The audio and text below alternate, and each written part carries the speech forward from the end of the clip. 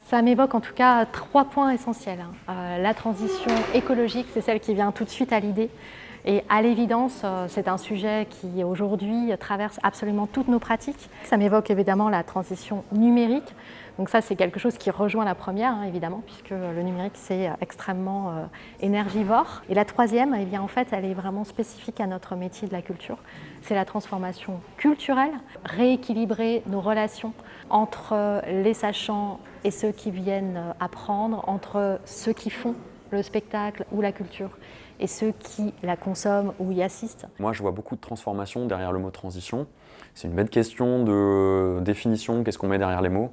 Transition écologique, c'est pas de la croissance verte, c'est pas quelques petits aménagements du monde d'aujourd'hui qui seraient suffisants pour corriger la trajectoire dans laquelle on est. Donc derrière la notion de transition, moi j'y vois de la transformation, j'y vois de la bifurcation. L'enjeu, effectivement, il est de comprendre, selon moi, que la transition écologique, c'est au moins autant un processus qu'un contexte. Le besoin de nous adapter au changement climatique, il est là, c'est pas quelque chose qu'on va négocier.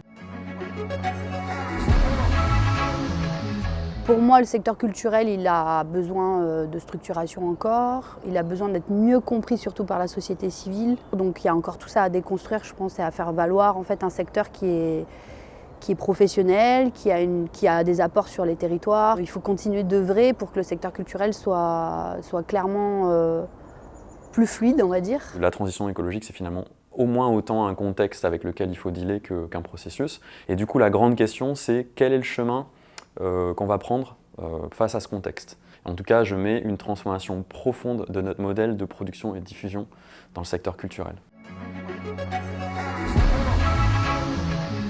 Là, maintenant, aujourd'hui, je travaille dans une coopérative d'activité d'emploi qui essaie de développer autrement la question du métier artistique et qui essaye d'apporter de l'épanouissement là où on a de la précarité, de la difficulté parce qu'on a de l'isolement. L'idée, c'est d'être en collectif, c'est de mutualiser. Un des autres leviers que nous avons, nous, à l'Agence du livre, du cinéma et de l'audiovisuel, c'est d'agir justement pour la transformation et les transitions dont j'ai parlé juste avant avec les jeunes, avec donc un projet qui est de médiathèque numérique et physique nomade, et qui vont vraiment permettre de mettre au plus près des jeunes toute la documentation et dans un environnement où on privilégie la lecture plaisir, la lecture créative et le lien aussi à venir avec le cinéma et l'audiovisuel et la création audiovisuelle pour pouvoir davantage partager la culture et en être justement maître.